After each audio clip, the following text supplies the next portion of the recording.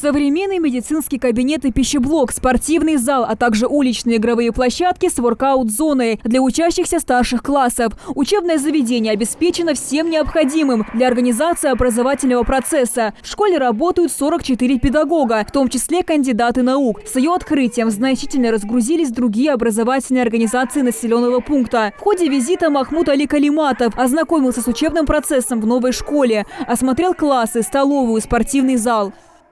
Урок какой у вас, ребята? Азбука. Ведь самое интересное. Мережкова, расскажи стишок, как ты подготовилась к уроку? А ну-ка. Загадка – это Тихо, Соня. зрение, загадка, шутка. Жил-был зрень на букву Ю.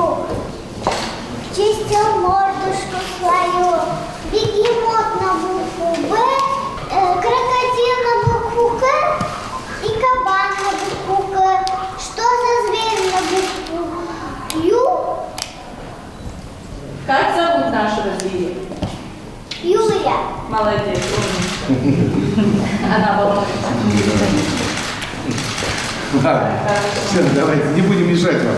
С открытием школы номер 4 значительно разгрузились другие образовательные организации населенного пункта. В основном сюда перешли учащиеся из школы номер 2 Кантышева, а также ученики двух других учреждений, территориально закрепленные за новой школой. Сейчас здесь обучается около 400 учеников и трудится 44 педагогических работника, из которых один педагог имеет ученую степень кандидат филологических наук, 5 учителей с высшей категории, 7 учителей имеют первую категорию. Это огромная школа. Красивая школа. Вам, можно сказать, повезло. Вот. Тем более у вас учителя, которые вас будут вести до самого последнего вашего звонка в школе. Но я хотел бы сказать, что у нас еще планы. Я так понимаю, что мы будем в Кантышево еще строить еще одну школу, да? Все условия для детей будут созданы. Для этого есть старшие, есть правительство, да и ответственные люди, и глава сельского поселения, глава района, правительство республики. А все, что необходимо, нам предоставляет по указу президента Владимира Владимировича Путина финансирование на эти объекты. Я вам скажу, у нас не хватает инженеров-строителей, информационные технологии, айтишники, программисты, химики, биологи, экологи.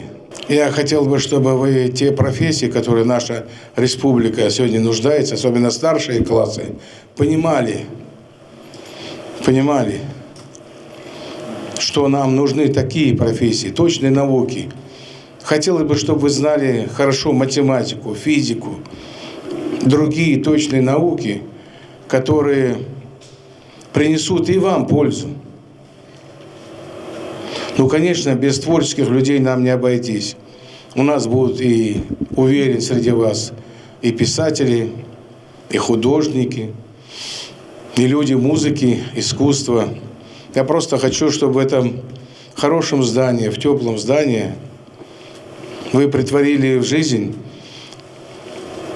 то, что этот отрезок вот до 11 класса предполагает, чтобы вы впитали те знания, которые вам дают учителя.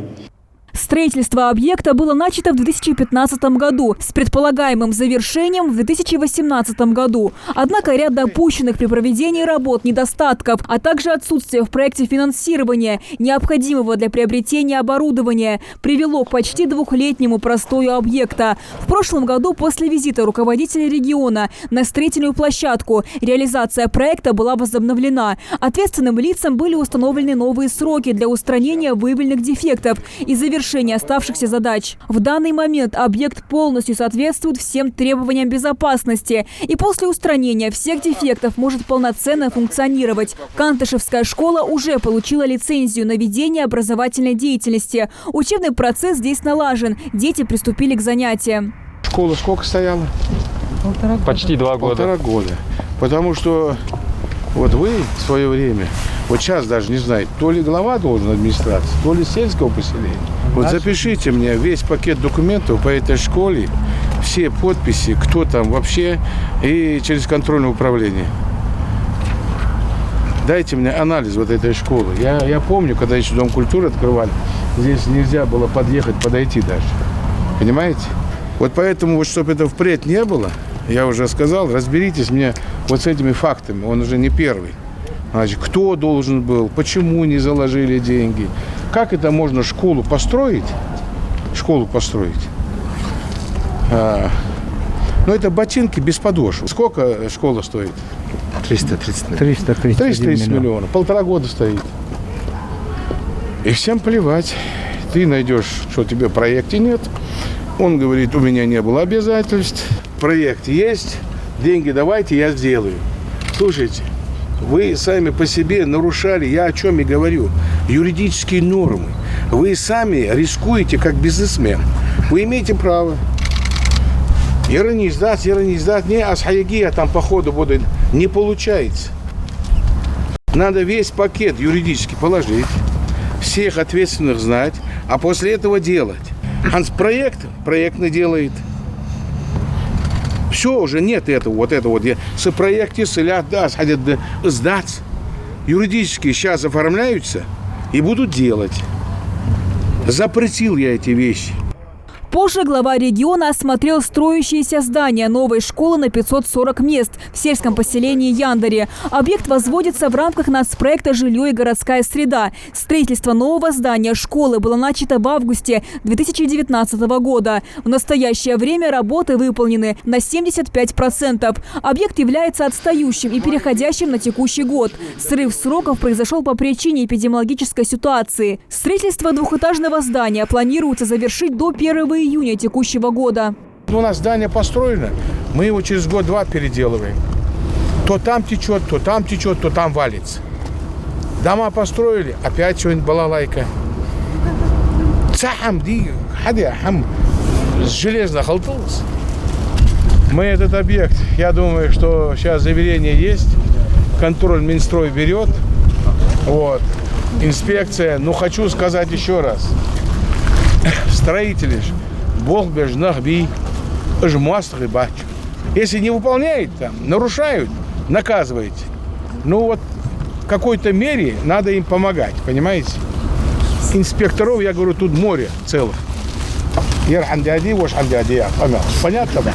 Вот если бывают вопросы, вы их задавайте. Ну и сами не плашайте. Хадир качественно деви. Вот это нам самое главное, чтобы у нас было. До конца 2021 года в республике планируется построить еще 18 школ в рамках различных госпрограмм. Амина Бокова, Хусейн Ганиев, Юсуп Ханиев, Рахман Суров. Новости 24.